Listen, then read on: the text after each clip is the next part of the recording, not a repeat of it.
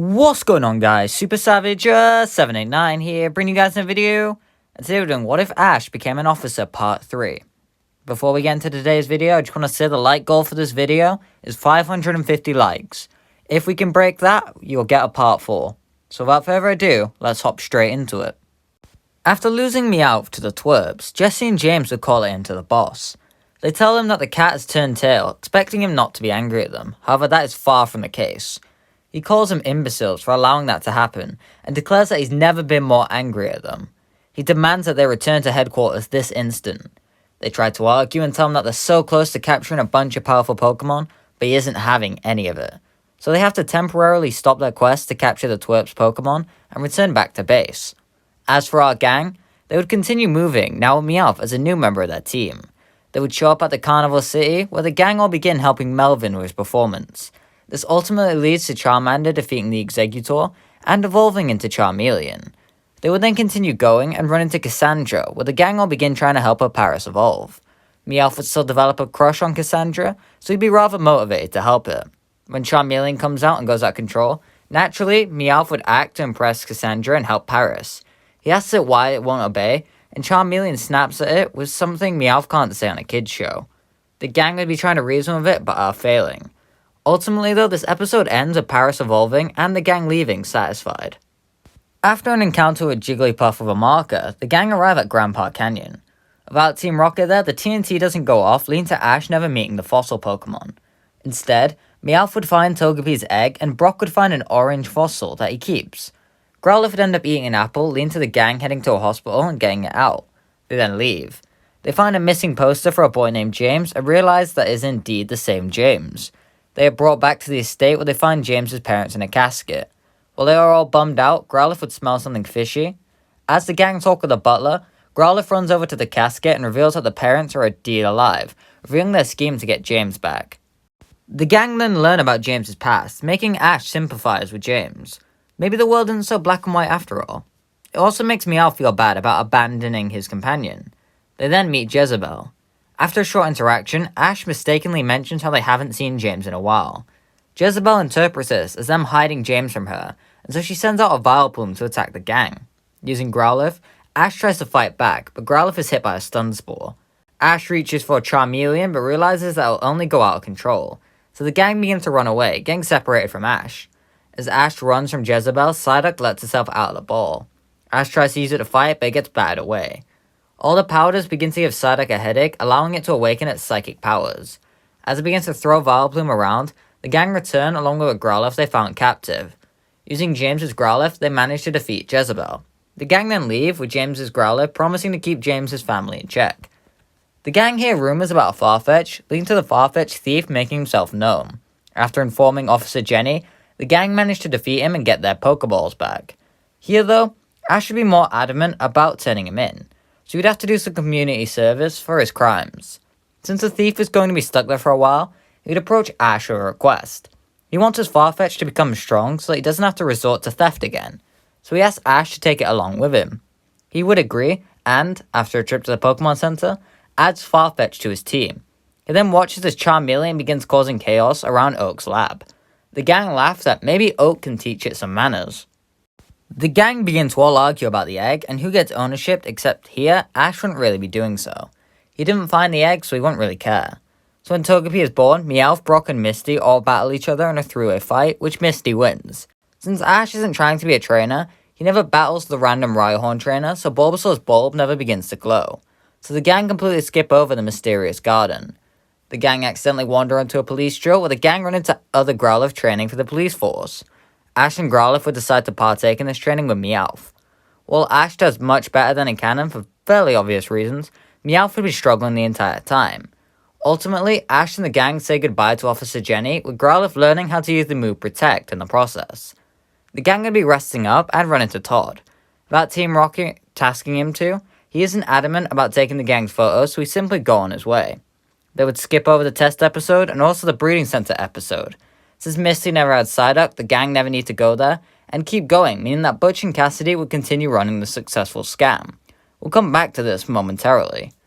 The Princess contest happens with Misty simply sweeping. Then the gang head to a school and play with the kids for a little while, which is nice. The gang would then head to Cinnabar, not for any badges, but just to simply relax. Why not? They deserve it after all. After arriving, the gang would run into the guy who gives them riddles. They solve his first riddle and then leave to head to the lab. Brock would decide to stay at the lab while Ash, Misty, and Meowth go off to find a place to stay. They of course would struggle, but they find the Riddle Man's inn. Over with Butch and Cassidy, after their successful scheme with the breeding center, Giovanni would decide to give them another job. They've proven themselves worthy, so why not? He informs them about how Cinnabar Island is a tourist paradise, and right now it is fully packed with people and Pokemon, so they need to go there and steal all the Pokemon. They agree and head to Cinnabar to do just that. Unlike Jesse and James, these guys are intelligent. They aren't simply going just to attack the lab and take Pokemon like that. That'll be easily thwarted. Instead, they have a different idea in mind. The next day, the Riddle Man will continue leaving the gang riddles. While Misty wants to go find Brock, Meowth and Ash want to keep following the riddles. They find the volcano where the man reveals he is Blaine. They find that pretty cool, and are satisfied with their mini quest. As they go to leave though, they hear some people begin to say Team Rocket's motto with a different flair to it. Meowth begins to panic as he realizes who it is. Butch and Cassidy.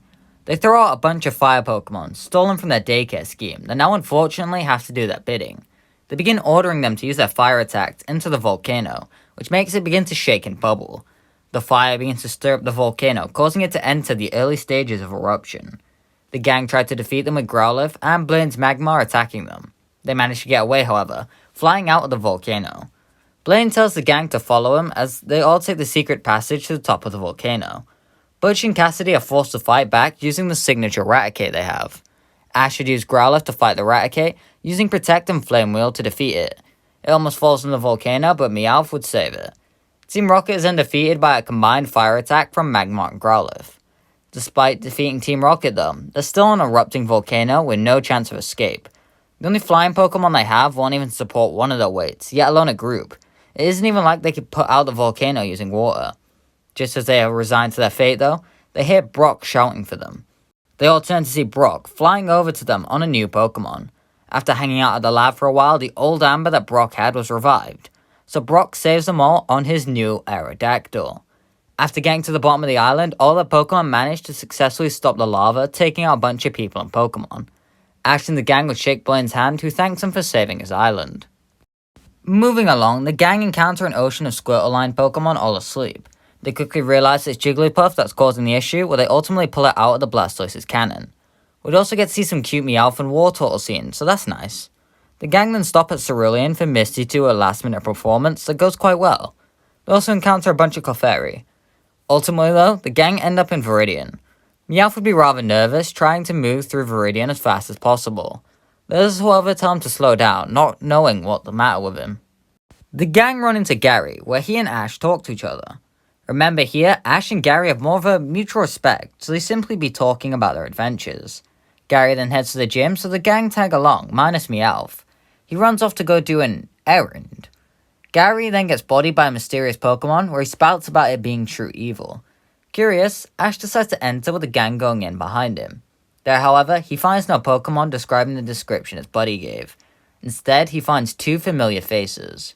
After being placed on laundry duty, lunch lady, and cleaning up Persian's litter box, Giovanni finally gave Jesse and James a new task: look after the gym while he's gone. With them wanting to kidnap Growlithe, they would challenge Ash to a battle. Meowth would run in during this, telling Jesse and James to stop this. He knows deep down they aren't evil. They don't need to keep pretending any longer.